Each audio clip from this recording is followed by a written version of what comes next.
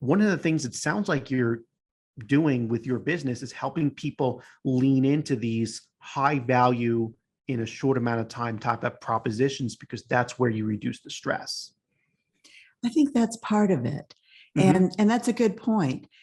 In my view, because I love the work I do, and so do all my clients, we love the work we do, and we feel like we make a difference every day.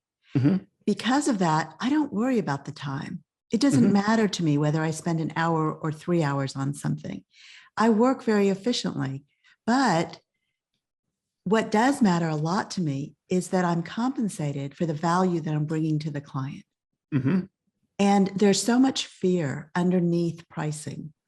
We're afraid that if we price too high, we'll, quote, price ourselves out of the market, Yep. right? There's no such thing as what the market can bear. I really believe that. It's about finding your buyer and building value in the mind of your buyer. That combination is part of what reduces the stress Mm-hmm. because you have a process and a system.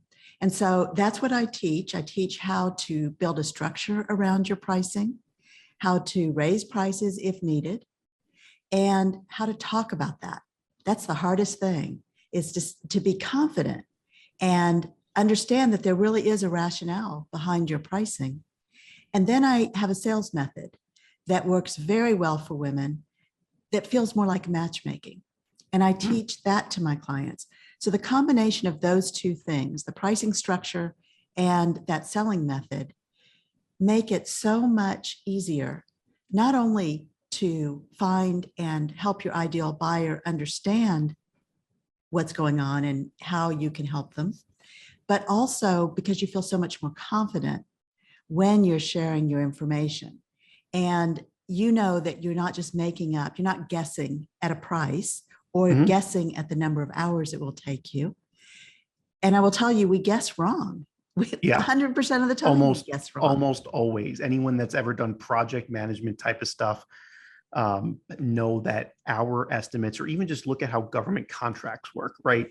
Our estimates don't, they're just guesses. That's it. That's exactly right. And so there is a price point for every buyer. Your buyers are already segmented. If you think of a retail example like Walmart, Macy's, and Neiman Marcus.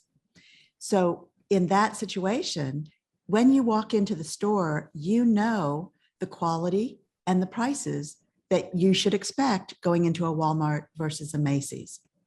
And that is a really important distinction because you can buy a blouse in all three of those stores. But which woman shops in which store depends on what she values, what she can spend, and the importance of buying a particular blouse. So, if I'm Mm-hmm. buying it for a wedding, I'm willing to spend more than if I'm buying it for a work event.